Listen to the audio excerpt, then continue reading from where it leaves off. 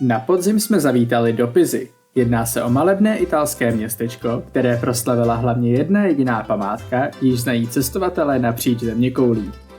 Kromě šikmé věže má však město bohatou historii a kulturní dědictví. Ve středověku bylo jednou z nejvýznamnějších námořních republik. Dnes je Pisa oblíbeným turistickým cílem a univerzitním městem s živou atmosférou a rušným centrem. Jelikož není město moc velké, po centru ani nejezdí žádná hromadná doprava.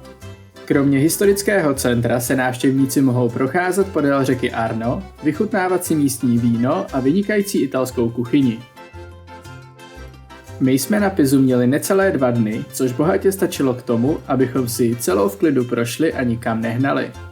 Vzhledem k výborné pice, pastě a gelátu bychom tu však dokázali vydržet mnohem déle. Pisa byla také domovem mnoha významných intelektuálů a umělců, včetně Galilea Galilei a Leonarda Fibonacciho. Právě jsme na náměstí zázraků v Pize, což je bez pochyby jedno z nejznámějších náměstí v Itálii. Kdo by taky neznal šikmou věž? Věž se kvůli mělkým základům začala pomalu naklánět už v prvním roce stavby. Zajímavostí je, že náklon byl nejdříve na druhou stranu. Po stavebních úpravách se však začala naklánět dnešním směrem. Kromě šikmé věže se na náměstí nachází také katedrála Nanebevzetí Panny Marie. Ta je krásným příkladem středověké románské architektury pisánského stylu. Ten hned na první pohled zaujme nádhernou čistě bílou mramorovou fasádou. Vedle katedrály si nejde nevšimnout baptiséria svatého Jana Křtitele. Jedná se o křtitelnici, která je rozhodně největší svého druhu v Itálii. Průměr stavby dosahuje neuvěřitelných 108 metrů. Z Piazza dei Miracoli jsme šli na náměstí rytířů, které se bere jako centrum historického města.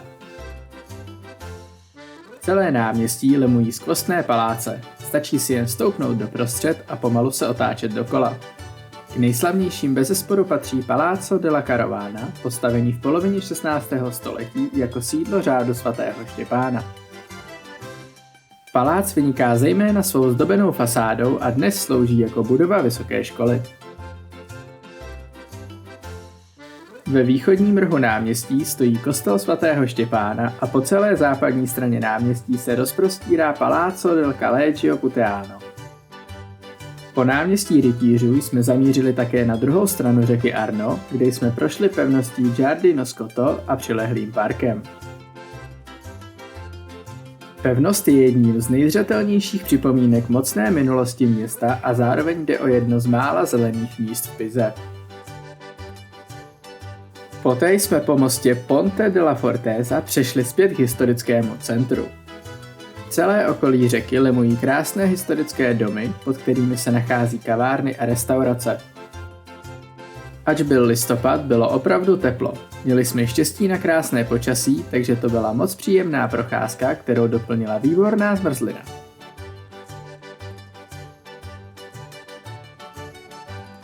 Večer jsme se ještě vrátili na náměstí zázraků, kde jsme pozorovali oblohu plnou krásných červánků.